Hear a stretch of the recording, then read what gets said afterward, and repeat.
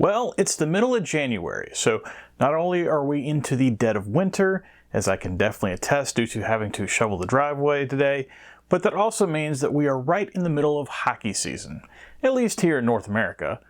The local Chicago Blackhawks, well, things aren't going too hot for them this year, to say the least, but my favorite team since childhood, the New York Rangers, they're doing pretty good, currently sitting atop the standings in the Metropolitan Division of the Eastern Conference. Now, you might be thinking, Dave, you're from the South originally. How on earth, out of all the teams in the NHL, did you pick the New York Rangers as your favorite team? And moreover, how do you even know what hockey is, considering that I never saw more than an inch of snow until the 4th grade? Well, the answer to both of those questions is actually related to this week's video game, ESPN National Hockey Night for the Genesis. But before we get into that, I should probably introduce the channel. For those of you out there that don't know me and just randomly got dropped here by the algorithm, my name is Dave, and welcome to Zilog and Moto, the channel where I'm out to collect and review not just video games from Sony before the light bulb went off over their head and they realized that they could be producing said games for their own console and keep all the money, but also the nearly 1,280 other titles released in the English language for the Sega Master System, Genesis/Mega Drive, Sega or Mega CD as the case may be, and finally the 32X.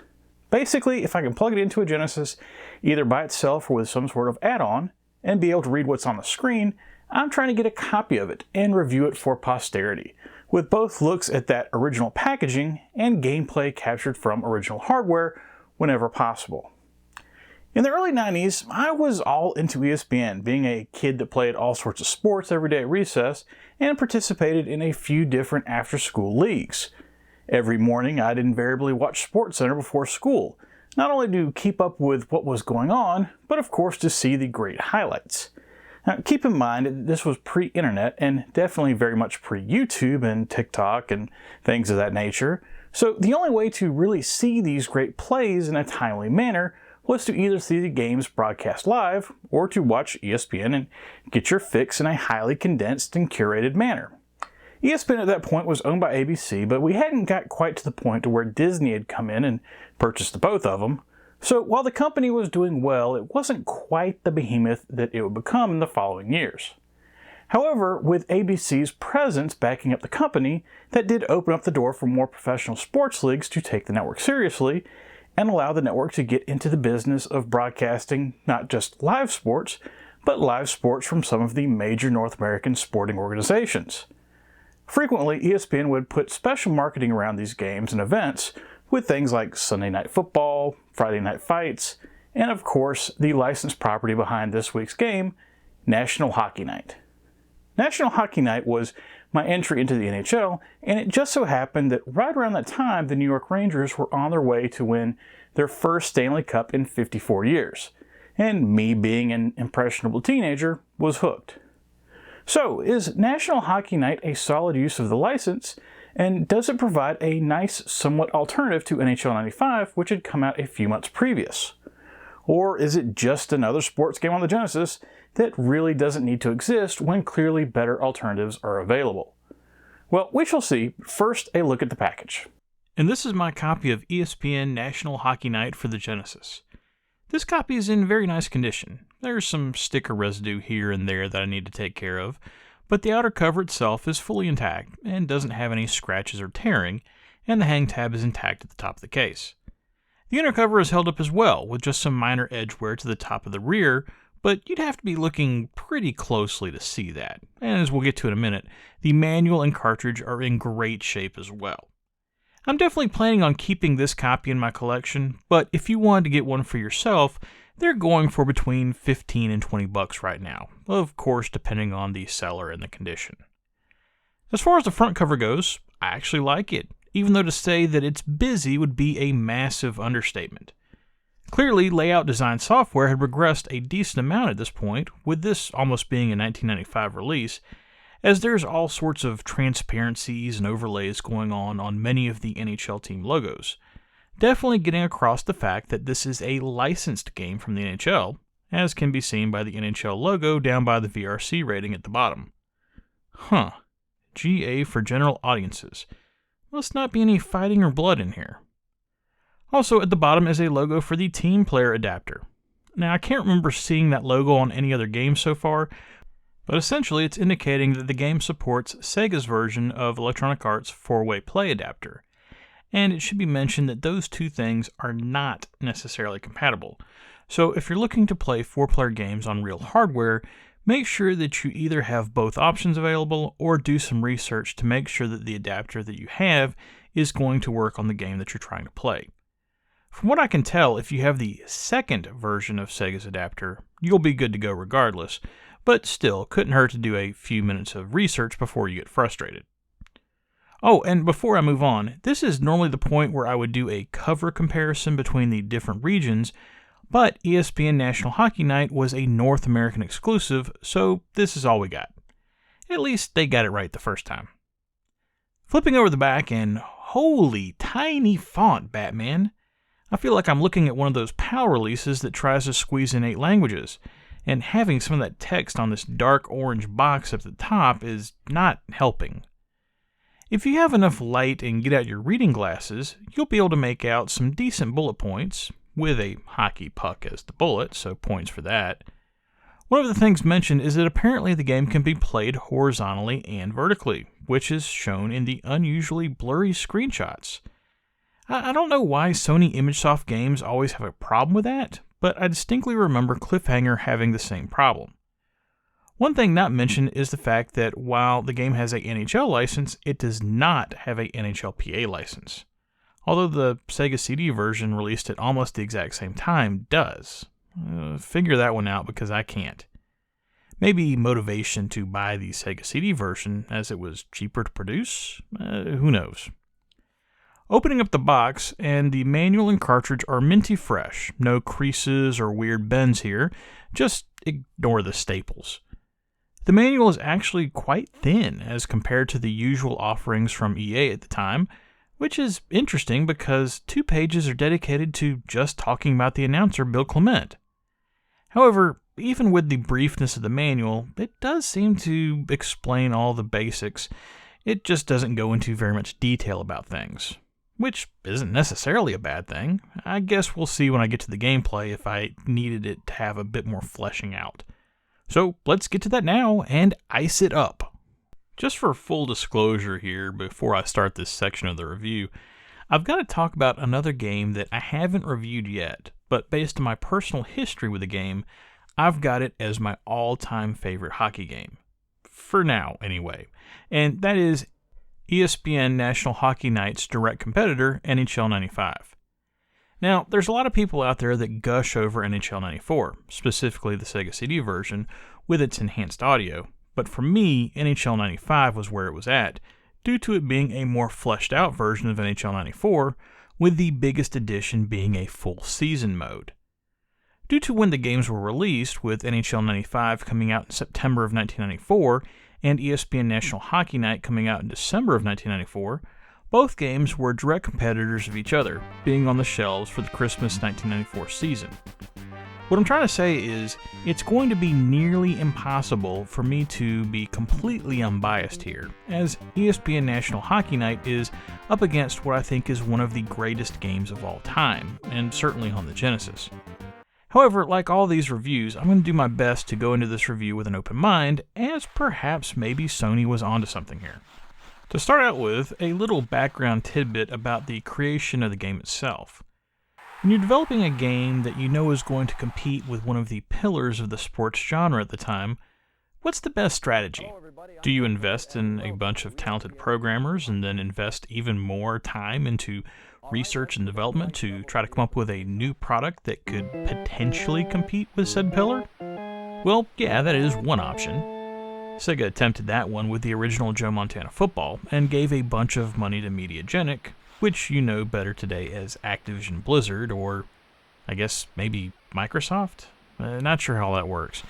Anyway, at that point in time, Activision wasn't the company that we know now, and even after Sega invested a bunch of money into the project, they had to scrap work on the game because it wouldn't be done in time for a Christmas release to compete with John Madden Football.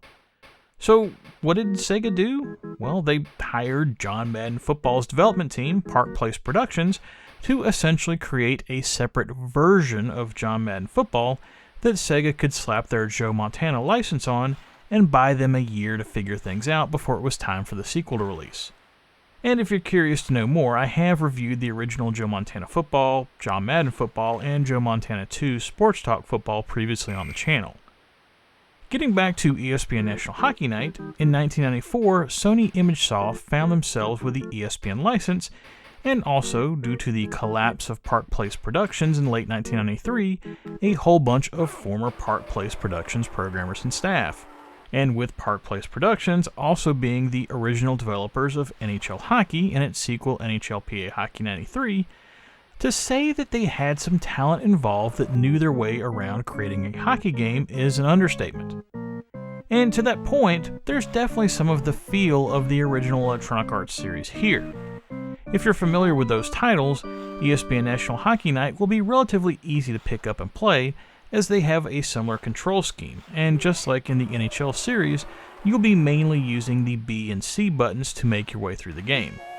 Well, assuming you don't change the control scheme, that is, because that is an option if you don't want to just use the defaults. Other options include what should be a familiar period length setting, with the ability to have either 5, 10, or 20-minute periods, the ability to have penalties on but offsides turned off, or just free-for-all with no penalties at all, and then finally the ability to choose whether you want to have line changes on or off. And again, all of those things should feel pretty familiar to players of the NHL series. This is a good start, but I do have to blow the whistle for the first time here. I just mentioned that the game has the ability to have line changes on or off. If you're not familiar with hockey in real life, teams are usually split into a few squads of 5 players, called lines, and they'll change out every few minutes to keep the players from getting too tired.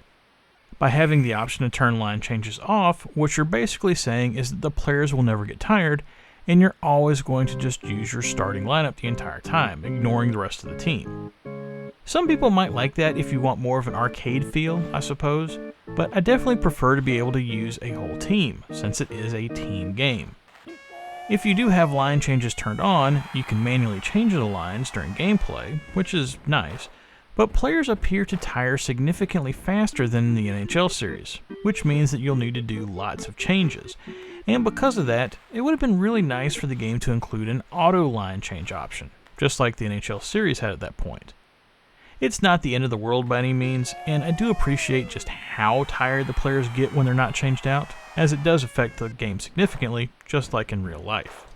Moving on to something that's more of a positive, is something that National Hockey Night does that I think was pretty unique in the sports game space in 1994, especially for hockey titles specifically.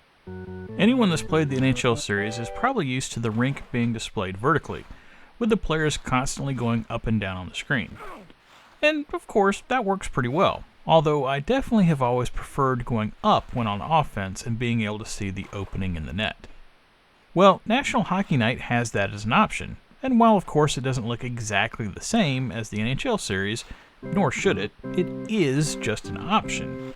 You see, National Hockey Night also has a display option that has the rink displayed horizontally as well, more like Slapshot or the NHL version of NBA Jam, NHL Open Ice. And honestly, I think I like it better. I was leaning that way towards the end anyway, and I'm sure this will ultimately just come down to individual preference, but at least it's there, and it's not an option that can only be set at the beginning of the game. You can pause the game at any time and switch the display mode to really dial in which you prefer. It's pretty slick. I know more modern games allow you to change the camera angle that the game is displayed at, and then the Hardball series allowed for both picture and camera views, but this is the first time I remember a hockey game that would allow you to switch, much less being able to do it at will. Another nice feature that National Hockey Night has is the addition of a full season mode, something that NHL 95 had just debuted a few months prior. And thankfully the game features a battery backup save option, so there's no concerns about having to constantly write down and enter passwords as you make your way through. As you play through the season, there's a nice calendar view that shows you who you're playing when and if it's a home game or a road game. And honestly, if that's all you're looking for, it works pretty well. Unfortunately, that's pretty much all you get. There's no injuries to deal with that would force you to change lineups, and there's no stat tracking from game to game, just the various team standings that determine playoff positioning. Honestly, there's not much stat tracking at all, even throughout the game. It's just total goals, shots, face-offs won, etc. So if a player happened to, say, score a hat trick, you'd never know, unless you were keeping track yourself. Again, it's fine if you don't care about the game being that deep and you just want to play hockey, but after being spoiled by other sports titles that do that sort of thing, it just feels like a missed opportunity, since the computer is clearly keeping up with who is doing what based on the fact that anytime a goal is scored, a message is displayed with who scored it and if anyone was assisting. Other than the season mode, the game also features traditional playoff modes, where you can control how many games are played in a series, and then exhibition games where you just play against another team to either practice or have fun. Pretty standard stuff. National Hockey Night also included 2 challenge modes, with what amounts to a race around the ice and a shootout mode, under the guise of allowing the player to practice. I'll be honest, I didn't even bother with either of them, because based on the descriptions, they weren't really practice, they were just mini games included to give the player something else to do. Which, I mean, is fine. I'm certainly not going to complain about extra content being included in the game, but I also have to wonder, why? Especially when those resources could have gone to something more useful, like making the season mode more robust.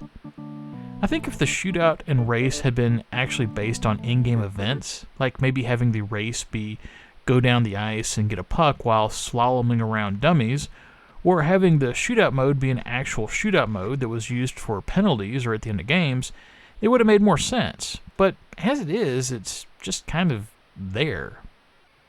From a graphics perspective, National Hockey Night lives up to its billing of having the largest surface and player sprites in a hockey game at the time, which of course was a clear shot at the NHL series and its reusing of the same game engine for 4 years at that point. The players look nice, and the sprites are quite detailed, down to things like lines running down the pants and rings of color on the collars and sleeves. The action moves across the screen really well, assuming your players aren't tired, due to needing one of those aforementioned line changes anyway. Even before a game starts, announcer Bill Clement gives a brief introduction to the game in digital video format, something that I was completely not expecting, given the cartridge format of the game. There was one thing that I thought was a bit odd though, and that's the crowd in the stadium, or lack thereof. When playing in horizontal mode, it's not that noticeable, but when playing vertically, the crowd appears to be a very low-res black and white scan of what a crowd might have looked like. It's pretty ugly, and looks terrible compared to the rest of the game. I guess by making the crowd black and white, they didn't have to worry about matching colors with the various teams, but that seems like a huge cop-out, and I can't say that I've ever seen it done in any other sports game. Even the Japanese version of Great Soccer for the Master System, all the way from back in 1985, had a better looking crowd, so just a poor decision all the way around. The sound in National Hockey Night is a bit of a mixed bag. When booting up the game, you'll immediately hear the National Hockey Night theme, something that I don't think I've heard in years, but it was instantly recognizable and sounded great. And the in-game sound is pretty good as well, with a few caveats. On the positive side, there's some nice sounding effects, and even the occasional bit of digital speech after a big hit or a score. And there's the occasional organ music played throughout the game for different instances, which isn't as good as what's in the NHL series, but it's still hockey appropriate. However, the sound is also apparently glitchy. I'm not sure what causes the problem, but at times the sound will completely drop out, and it seems to always happen after an organ piece plays. Not all the time, mind you, but sometimes you'll be playing, and then all of a sudden the game will get quiet until the next stoppage. And along with that, the game features the worst crowd noise that I've ever heard during gameplay. It's literally just a sample of white noise, similar to what you would hear in the old days when there was just snow on a TV screen. And it doesn't sound like crowd noise at all. And worst of all, it just constantly drones in the background. Unless you run into that sound dropout bug, that is. ESPN National Hockey Night is solidly in the category of what I would consider a good game. Is it able to compete with NHL 95? No, but then again, considering that I think NHL 95 is the gold standard of what constitutes a hockey game at that point in time, it's not really a fair question. It's sort of like comparing Reggie Miller to Michael Jordan. Sure, Reggie Miller was a great player, but if you're going to be picking teams for a pickup game, there's no way you're going to pick Reggie over Michael. As a result, I'm giving ESPN National Hockey Night for the Genesis 3 stars. It does a lot of things right, and if you were a kid and your parents brought home ESPN National Hockey Night, you'd probably have a great time with it. But it does have its flaws, and there's clearly a better option out there. Okay, and that's it for ESPN National Hockey Night for the Genesis. Underrated thing here was when I mentioned hearing that theme song. It really did take me right back to where I was in the mid-90s when ESPN had that NHL contract until the strike in 2004. It never gets old, sort of like hearing the old Monday Night Football theme that ESPN will trot out for football games occasionally, even when it's not technically Monday night.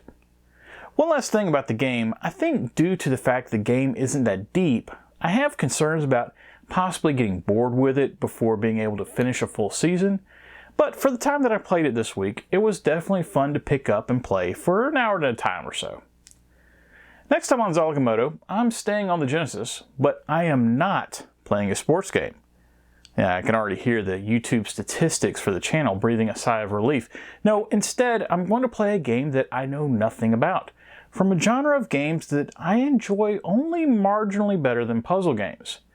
However, I've got to say that both games in that genre that I've played so far on the channel, I have actually had fun with, even if they weren't very well suited for the console that they were running on. So hopefully this game will continue that streak, even though it's from a completely different publisher. Fingers crossed that it'll be a direct hit and not a misfire. Well, that's it for Zilog and Moto episode 225. If you like what you saw here and want to see more, please think about liking and subscribing if you're so inclined, as it will help more people see these videos. But most importantly, whatever you like to play, have fun, and be excellent to each other. Later!